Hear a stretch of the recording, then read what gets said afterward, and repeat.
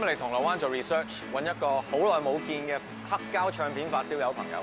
咁啊，其實我下年咧諗住做 album 㗎啦。咁但係我想了解就係點解啲新 artist 咧個個都係而家做黑膠唱片，係咪齋做一個 marketing gimmick 咧？定係咪佢哋個唱片如果喺黑膠嗰度呈現係嗰個質素係會好啲嘅咧？咁所以今日咧就嚟學嘢，咁就學下黑膠唱片嘅歷史同埋演變。James， 你好，好耐冇見。喂，幾好嘛？你好。次次入嚟都好似時光倒流咁，仲有一陣懷舊除喺度。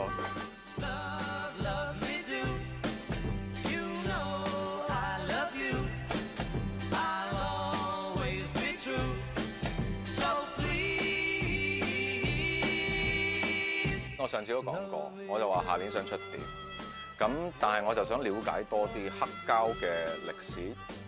咁基本上最原始盤古初做嘅黑膠咧，就係現場錄嘅，就係呢部。係啦，世界上第一個發明黑膠嘅唱片機嘅愛迪生就係呢部啦。1902年出廠呢個，1888年專利咗註冊嘅。係。咁就係一啲160轉嘅膠筒型唱碟。每分鐘轉160下，所以係高解像。咁喺1889年咧 ，Dutch Gramophone 嘅創辦人咧，亦都唔執輸就註冊咗全世界第一個碟型嘅唱碟。咁我而家簡單介紹下80轉嘅黑膠碟，中間咧有5顏6色嘅 Gramophone 叫做留聲機唱碟，跟住有8寸嘅一個母碟嚟嘅。1900開始咧已經全部係10寸嘅啦，不過打得爛嘅喎，唔小心就會打得爛。但係日本人咧喺2戰之前已經發明啲唱片咧係打唔爛嘅，仲刮唔花添。而家我手上呢張咧就係愛迪生1919年發行嘅，叫做 Diamond Disc， 全世界最重最厚嘅黑膠6個 mm。咁我手上另外揸住呢張咧叫做母碟 Master Disc。咁製作黑膠必要經過呢個過程嘅。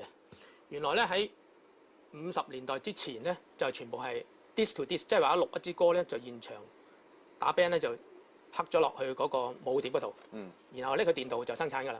咁50年打後咧，唱片公司發明咗一個 open view， 經過一個 cutting machine 一個車床咧，就車咗落呢個碟嗰度，所以做一個倒模。咁由呢度開始就要壓10零20張咧，壓落個黑膠度咧，叫做係白板碟或者 test pressing 啦。所以好多樂迷中意 collect 呢啲儲啲收藏啲 test pressing， 因為呢啲係稀有嘅。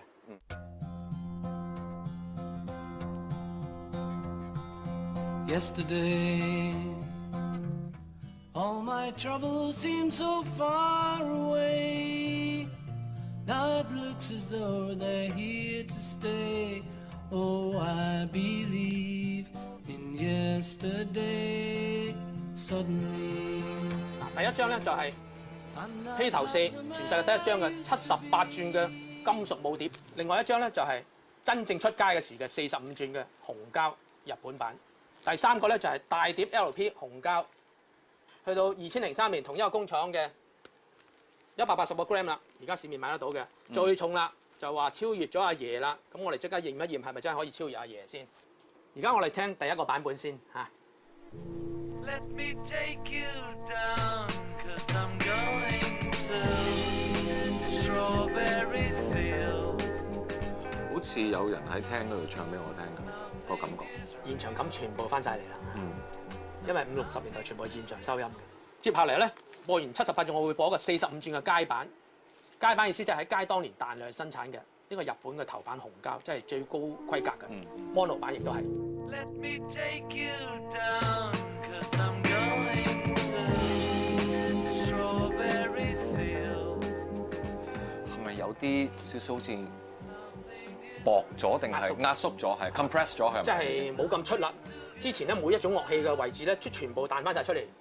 68年同一個廠嘅33轉 LP。Let me take you down, 'cause I'm going to Strawberry Fields。哇！有啲假，薄晒咧。係。因為 Beatles 咧頭嗰10張大碟係 mono 製作嘅，但係因為啱啱60年代咧就興起 stereo， 咁為咗慳錢唔想再錄過咧。就喺錄音室嘥幾日時間，就將佢轉晒到 stereo remaster 嘅開始。最後我會放咧就係90年代開始發明嘅180個 gram 嘅高科技黑膠，即係而家市面買得到嘅。呢張係2003年出廠嘅，同一個日本廠出嘅 stereo 版本。Let me take you down, 'cause I'm going to Strawberry Fields。過唔到你嘅關啦。膚淺因為你已經飲咗50年嘅茶餅啦。咁我係俾個樽裝茶你，呃你唔到你錢。隨住科技嘅進展啊，同埋即係佢哋進步咁，你覺得即係黑膠唱片嗰個 product 咧，係咪嗰個聲質越嚟越好咧？有一個90歲嘅婆婆包餃子包咗一生人啦。咁你話佢唔得嘅，我發現咗個機械人咧，個數值上咧係超越阿婆嘅。你快啲嚟食啦！你用最好嘅器材、最好嘅物料去做，未必煮翻嗰碟餸出嚟。中間仲有啲過程你係冇咗。傳統嘅文化。喂 James， 咁你都知我考慮緊用黑膠去做唱片，咁你從一個發燒嘅一個角度嚟睇咧，有咩意見俾我？其實唔難嘅，只要你花少少時間，搜購翻啲舊嘅錄音器材，build up 翻一個舊嘅廚房，仲要現場收音咁錄一次，咁就可以煮翻呢條餸出嚟嘅。始終都係即係你個人要有心，有個 passion 喺度做嘢，先至可以俾到黑膠唱片靚嘅黑膠唱片同埋嗰個錄製過程去呈現你自己個 passion 出嚟。科技嘅進步唔代表藝術創作方面咧，亦都同步會有啲提升嘅，冇呢咁嘅事。第二，我覺得硬件幾好都冇相干嘅。OK， 最緊要咧就係做啲音樂、做啲 art 出嚟咧，係俾到人哋一個 emotional connection，呢一點最緊要。